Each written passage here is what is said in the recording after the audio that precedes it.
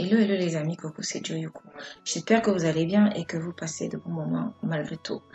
Quant à moi, voilà, j'ai eu envie de venir partager avec vous sur un ressenti que j'ai en ce moment. Ce que je ressens en ce moment, c'est qu'il y a beaucoup de colère dans l'air et que voilà, on est prêt à tout pour entrer dans le conflit. Au tout début de l'histoire de nos tabous, j'ai fait une vidéo sur la colère. Et parce que c'était un sujet qui me portait particulièrement à cœur et que c'est important parfois de comprendre le pourquoi on est en colère. Et donc aujourd'hui, je viens reparler avec vous parce que c'est dans l'air du temps. Le conflit et l'opposition euh, sont quasiment là, ils sont présents et donc on ne peut pas le nier. De banaliser le conflit et la colère dans notre société, c'est quasi, voilà, c'est dans les mœurs en fait, c'est quasi normal.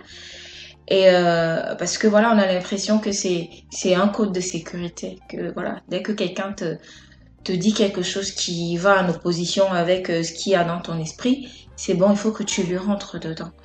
C'est comme je disais, une sorte de sécurité et ça permet aussi de se déresponsabiliser parfois et de ne pas voir nos propres limites.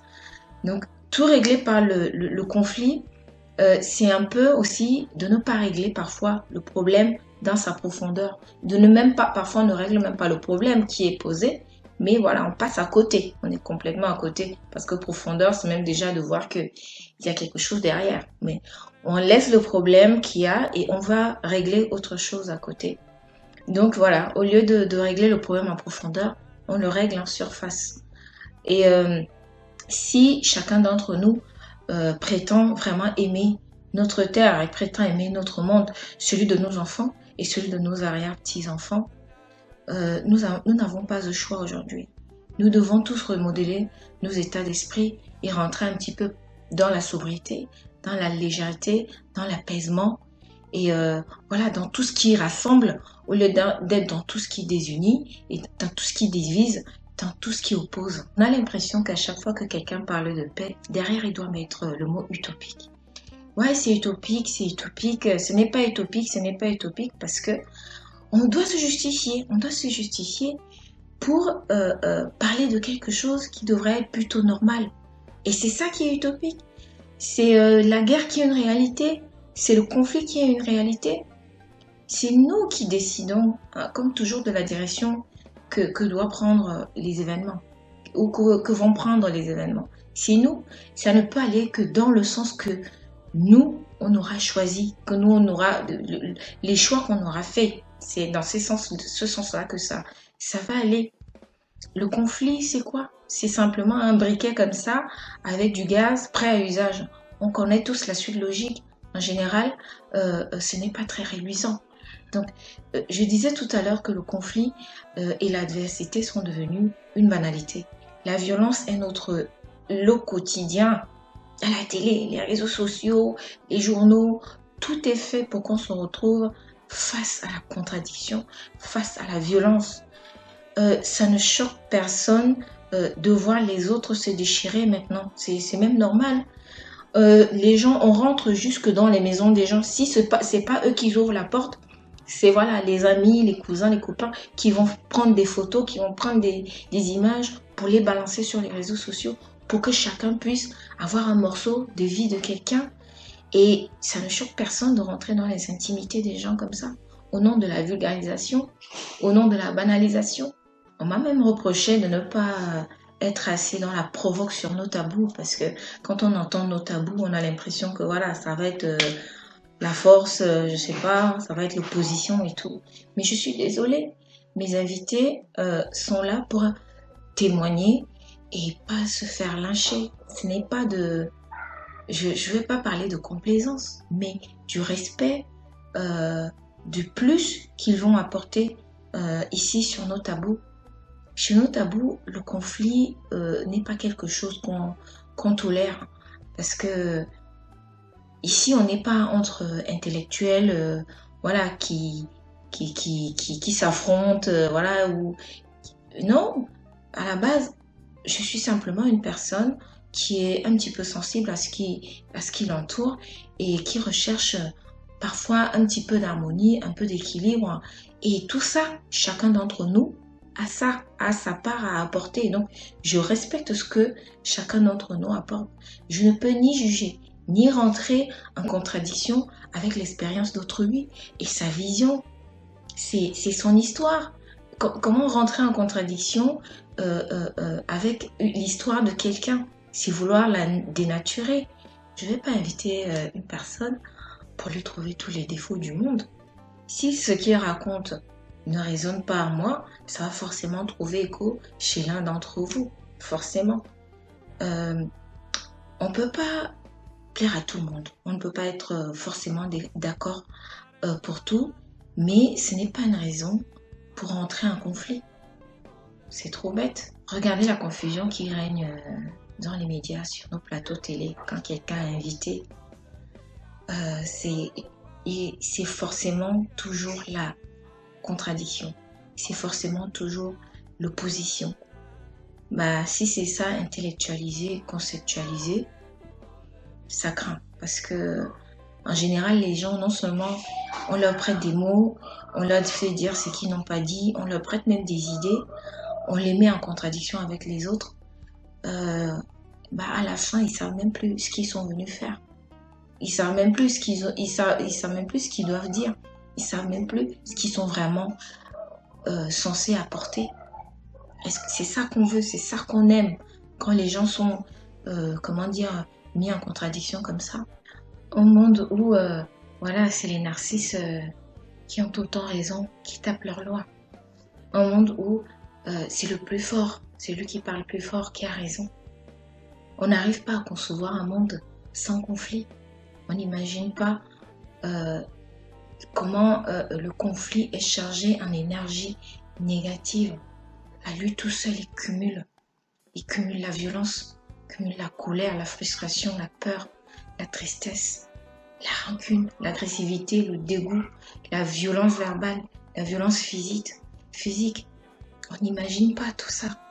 Et c'est ça qu'on veut, un monde comme ça. Aujourd'hui, on doit peut-être enfin dire stop au conflit, dire non à la violence et tous ses dérivés. Il y a une justice et elle ne peut pas se faire si on est tous prêts à se rentrer dedans. Ce n'est pas ça la justice, ce n'est pas ça se faire justice. Rentrer en colère, en conflit avec de la colère, c'est jouer le jeu de l'ennemi. Parce que si tu es en colère, si tu es dans le conflit, c'est parce qu'en face, tu as un ennemi. Et l'ennemi, s'il t'a mis dans ces énergies-là, c'est qu'il sait très bien pourquoi. Et donc toi, tu rentres dans son jeu. Tu rentres dans son jeu et tu commences à jouer le jeu de l'ennemi. Vous êtes tous au même point d'égalité. Vous êtes tous pareils. Qu'est-ce qu'il va faire l'ennemi? Il va être content, il va se dire c'est bon, j'ai fait sortir de ses gonds. Tu ne peux pas rentrer dans le conflit si tu ne te reproches rien, en général. Si tu rentres dans le conflit, c'est que tu sens que quelque part, tu es responsable de ce qui se passe. Donc, au lieu de rentrer dans le conflit et de jouer le jeu de l'ennemi, trouve plutôt le sens dans ce que tu fais, même dans le conflit que tu as envie d'engager. Ne va pas dans le sens dans lequel on t'attend. Fais les choses avec beaucoup de sagesse. Je ne suis pas là pour donner des leçons, mais parlons un petit peu de sagesse.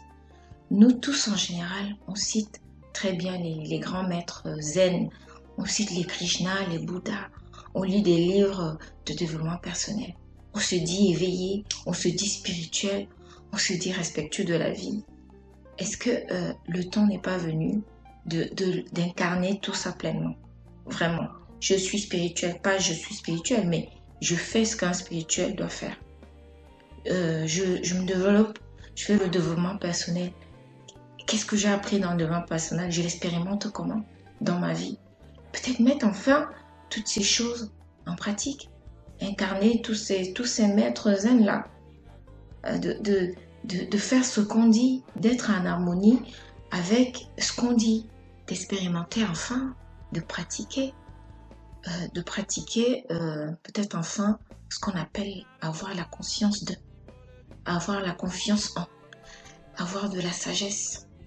Tous les maîtres zen là, je crois qu'ils nous ont assez montré comment il faut les attitudes qu'il faut adopter face à l'oppression, à l'adversité, à la violence. Ce n'est pas pour rien que on est pratiquement tous au courant aujourd'hui des attitudes qu'ils avaient. Ils sont des maîtres zen, ça veut tout dire. On dit que je suis zen en fait. Mais zen, c'est quoi être zen? C'est quoi être calme? C'est quoi être sage? C'est quoi être en confiance? C'est quoi être en conscience? C'est quoi avoir du bon sens? Tous ces mots-là, il faut plus que ce soit des mots, que ce soit abstrait, que ce soit juste on dit qu'on... Mais qu'on trouve un sens à l'expérience avec ces mots. Et je crois que c'est maintenant. Ce n'est pas pour rien que tous les maîtres zen et tous ces maîtres-là sont à la mode aujourd'hui.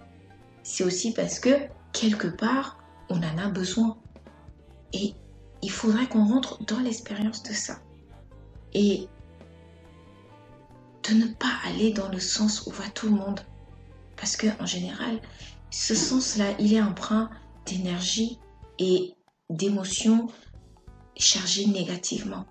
Ça ne sert à rien. Les maîtres zen, d'ailleurs, étaient des personnes qui étaient très solitaires. Pourquoi? C'est pas parce qu'ils n'aimaient pas la foule, aller se battre ou quoi. Non, ils savaient très bien ce que ça faisait. Les mouvements de masse. Ils savaient très bien. On a parlé de la masse il n'y a pas très longtemps. Ce n'est pas toujours... Il n'y a pas toujours des avantages. La masse a ses avantages et ses désavantages. Mais là, avec le conflit, je crois que c'est en général du désavantage. Il faut le prendre très au sérieux. Si nous sommes en conflit aujourd'hui, c'est aussi parce que quelque part, on ne se connaît pas. On va rentrer en opposition parce que il y a des idées qui sont en opposition avec les nôtres. C'est clair. Et souvent aussi, c'est parce que voilà, on est un petit peu nombriliste. On veut garder les choses pour nous, on veut pas que ça bouge, on veut pas que ça change, ou bien voilà, on veut pas que les idées soient autres. Et donc, avant d'agir, il faut qu'on se pose les bonnes questions. Se poser les bonnes questions, celles qui viennent de nous et de nos conflits intérieurs, et de savoir comment nous, on aurait réagi si c'était nous qui étions en face de notre adversaire, si c'est nous qui étions à sa place. Comment est-ce qu'on aurait réagi? On doit se demander comment on aurait réagi si, en plus, on était tout seul face à ce mur et que c'est pas avec la masse. Comment est-ce qu'on aurait réagi? Je n'ai pas envie de m'étendre aujourd'hui, mais je comprends que qu'on soit en colère, je conçois. Mais on a déjà dit aussi que la colère, c'est aussi celle qui vient nous montrer qu'il y a une justice à faire. Et qu'on peut pratiquer des colères saines. Et la colère saine ne peut que nous emmener à mettre des mécanismes sains en place. Donc, il est peut-être venu le temps de mettre en place la paix. La paix envers soi et la paix envers les autres. Et la façon dont on la transmet et la façon dont on l'étend à plus grand. Pas seulement à nous, dire ok, je suis en paix, je suis aussi en paix avec l'autre. Et j'aimerais que la paix soit quelque chose, voilà, qui dépasse ma petite maison, mon petit village, mon petit pays, mais qu'elle soit beaucoup plus grande, énorme. Je te laisse ici aujourd'hui et j'espère que d'ici là, la paix sera revenue parmi nous. Que le conflit, on l'aura compris, n'est pas là pour nous faire du bien, au contraire. Et aussi pour nous rappeler que la paix se fera de toute façon, avec ou sans nous.